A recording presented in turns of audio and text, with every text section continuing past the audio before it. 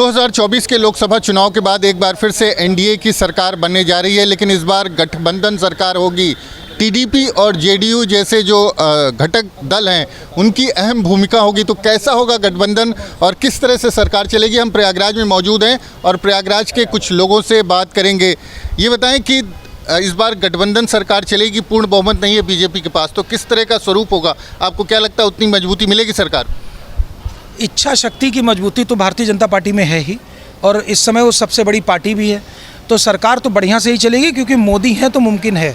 और जो संगठन में और लोग हैं, भले उनकी छवि किस तरीके की है, लेकिन उनको भी ये बात बहुत अच्छे से पता है कि अगर इस बार किसी ने भी कुछ इधर उधर से की हरकतें की तो उनके सामने भी संकट होगा। इसलिए मेरा ख्याल है कि इस बार जो सरकार चलेगी वो लोगों की इच्छाओं के अनुरूप ही चलेगी और बढ़िया चलेगी। बढ़िया चलेगी। आपको क्या लगता है, मजबूती आएगी उतनी ज़्यादा? 100% मजबूती आएगी। मोदी जी जो फैसला लेते हैं दृढ़ संकल्प के साथ लेते हैं, उस फैसले को अमल करते हैं और लागू करते हैं, तो 100% मजबूती रहेगी।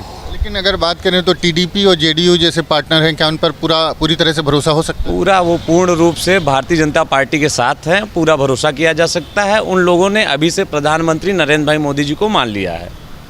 और रही बात विपक्ष की, विपक्ष में तो यही नहीं क्लियर है कि दूल्हा कौन है, प्रधानमंत्री कौन बनेगा। पहले वो आपसी विवाद निपटा लें, फिर भारतीय जनता पार्टी के सामने आके बोलेंगे। आपको क्या लगता है ये गठबंधन सरकार कैसी होगी? गठबंधन सरकार, देखिए, हमसे गठबंधन उसने किया जो हमारी विचारधारा से मेल खाता है, जो राष्ट्रभाव की भावना रखता है, वो हमारे साथ गठबंधन है। और इस गठबंधन में हम सब साथ हैं। यहाँ तक कि आप टीडीपी को देख लीजिए, जेडीयू को देखिए, कई हमारे गठबंधन के साथी हैं जो एक एक सीट लेके आए हैं, वो सब भी हमारे साथ है, क्योंकि वो हमारी विचारधारा के साथ है और ये पिछले 10 साल से साथ हैं। तो हमको अब मोदी जी ने कल बोला कि और कड़े फैसले लेंगे, इसका मतलब इशारा यूसीसी की तरफ है, इशारा पीओके की तरफ है, और भारत और मजबूत होगा। आपको क्या लगता है, कैसी तस्वीर देख रहे हैं आप इस लोकसभा की? इस लोकसभा में तस्वीर ये देख रहे हैं भाई साहब कि हमारा थोड़ा सा जो टीम थी या हमारे जो क्षेत्र के प्रतिनिधि थे, उस पर थोड़ा सा शीर्ष नेतृत्व ने जो डिसीजन लिया वो थोड़ा सा विचार करके लेना चाहिए था। लोगों के थोड़ा सा इस पे विचार नहीं गए। इस बार उसको थोड़ा सुधार करने की ज़रूरत है, और जो क्षेत्र में लोगों का इनपुट जाता है उस पर थोड़ा सा गंभीरता से लेना चाहिए। और जो हमारी जो टीम होती है, जो क्षेत्र के अपने पार्टी लोग होते हैं, इनके साथ में इनकी बातों को सुनना चाहिए, क्योंकि संगठन के जो व्यक्ति हैं उनकी बात सुनी नहीं जाती है। अगर संगठन के व्यक्तियों की बात ऊपर तक नहीं सुनी जाएगी तो उसका भी दुष्परिणाम इस बार थोड़ा सा जनता ने और व्यक्तिगत लोगों ने दिखाया। आपको क्या लगता है कि नीतीश कुमार को तो पलटू राम भी कहा जाता है, पलट गए तो क्या? नहीं, इस बार मुझे ऐसा नहीं लगता कि वो पलटेंगे। उसका कारण भी है कि उनकी अवस्था है, उनका सिस्टम है, और वो ये बहुत अच्छे ढंग से जानते हैं कि अगर इस बार वो मोदी जी के साथ आने में या उनका साथ देने में थोड़ी सी भी लापरवाही करेंगे तो उनकी राजनीतिक कैरियर से भी अच्छा खासा खिलवाड़ करने वाले पहले से बैठे हैं। और वो बहुत अच्छे ढंग से समझ रहे हैं कि अब अगर हमें एक मजबूती के साथ सामने आना है तो मोदी जी का साथ उनको देना है। और यहाँ पर भी भारतीय जनता पार्टी में भी ये क्लियर है कि इस बार जितनी टीम में लोग हैं वो बहुत मजबूती के साथ उनके साथ खड़े हैं। और ये सरकार, आप देखिएगा कि इसमें दो राय नहीं है कि अभी तक जो लागू नहीं हो पाया था यूसीसी, वो ज़रूर लागू होगा। और जब लागू होगा तो आम जन तक ये बातों का एहसास हो जाएगा कि यूसीसी कितना प्रभावशाली है। हिंदू मुस्लिम करने वाले वही इंडी गठबंधन के लोग सामने अपना अपना रूप दिखाने लगेंगे। आपको क्या लगता है कि नीतीश कुमार को कहा जाता है कि वो पलटू राम है, पलट जाते हैं, कई बार वो अपनी निष्ठाएं भी बदल चुके हैं, तो नीतीश कुमार के साथ क्या ये गठबंधन चल पाएगा? 100% चल जाएगा। नीतीश कुमार जी हमारी विचारधाराओं से सहमत हैं, इसलिए हमारे साथ रहेंगे, पूरी मजबूती के साथ रहेंगे। अच्छा, चुनाव के समय पीएम मोदी ने कहा था कि वो बड़े निर्णय लेने जा रहे हैं, इस बार की तीसरी बार का उनका कार्यकाल होगा, और क्या लगता है कि वो निर्णय जो बड़े निर्णय हैं वो ले पाएंगे गठबंधन के साथियों के साथ? बिल्कुल ले पाएंगे। उनका इशारा पीओके की तरफ था, उनका इशारा एक्साइज चीन की तरफ था, उनका इशारा ज्ञानवापी और मथुरा की तरफ था, साथ ही यूसीसी के साथ था। और जहाँ तक नीतीश जी की बात, मैं एक बात बोलूँगा, नीतीश जी जब वहाँ चुनाव जीतते हैं तो भाजपा के साथ गठबंधन करके ही जीते हैं, उसके बाद वो पलट जाते थे। लेकिन उनको समझ में आ गया है कि मुझे प्रदेश में, देश में अपना सम्मान और जनता को साथ लेकर चलना है, तो हमको मोदी जी का साथ देना पड़ेगा। अब बड़े जहाँ तक कि इनके फैसलों की बात है, ज़रूर ही भारत इस बार विश्व की तीसरी सबसे बड़ी जीडीपी भी बन के तैयार होगा। ये आर्थिक बड़ा फैसला भी मोदी जी की सरकार में इस बार होगा। आपको क्या लगता है कि गठबंधन दलों के साथ बड़े निर्णय ले पाएंगे मोदी जी? निर्णय तो मोदी जी को ही लेना है। अब इस पर थोड़ा सा उनको विचार करके लेना पड़ेगा, क्योंकि उनकी राय लेना पड़ेगा। पहले के जो हमारी सरकार थी उसमें हम खुद पूर्ण बहुमत में थे, तो थोड़ा सा हम अपने हिसाब से निर्णय लेते थे। इस बार थोड़ा सा हमें पूछताछ तो करनी ही पड़ेगी, क्योंकि हमारे सहयोगी दल जो हैं वो हमारे साथ में हैं। तो बिल्कुल, आपका कहना ये है कि बिना विश्वास में लिए कोई बड़ा फैसला नहीं ले सकते नरेंद्र मोदी? नहीं, विश्वास में तो पहले से हैं और वो बड़ा फैसला भी लेंगे। उसका कारण एकदम साफ साफ है और सब जानते हैं कि इस बार जो निर्णय लेना है वो सिर्फ भारत के लोगों में जितना राष्ट्र प्रेम है वही लोग इस बार गठबंधन में साथ में है भी। जितने ढुलमुल वाले हैं वो अपने आप पहले से ही कटे हुए हैं, तो इसलिए निर्णय लेने में मोदी जी को कोई संकोच नहीं होगा, नहीं कोई ऐसी उनके सामने बाध्यता आएगी। वो एकदम निडर होकर के ही जो काम करते हैं वो अभी भी करेंगे, आगे भी करेंगे आपको लगता है? बिल्कुल आगे करेंगे, उसी दृढ़ संकल्प के साथ डिसीजन लेंगे। आपको क्या लगता है कि जो गठबंधन दलों के साथ अब सरकार बनने जा रही है, एनडीए की तीसरी एनडीए की सरकार, तो उतनी मजबूती आपको दिखाई देती है? देखिए, मजबूती तो रहेगी, चूँकि मोदी अपने बोल्ड फैसले के लिए जाने जाते हैं और मोदी जी अब ज़रूरी है कि गठबंधन में जो लोग साथ हैं उनके साथ राय लेकर ही काम करना पड़ेगा, चूँकि अब गठबंधन के साथी हैं और मजबूरी भी है कि उनको समझना पड़ेगा, उनकी राय लेना पड़ेगा, तभी जो है कोई फैसला ले पाएंगे।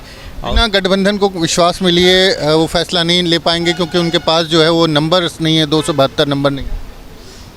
ऐसी बात नहीं है, वो पहले से ही मोदी जी के साथ हैं, मोदी जी के विश्वास के साथ हैं, इसलिए डिसीजन ले लेंगे। मोदी जी जो डिसीजन लेंगे गठबंधन उसको मानेगी।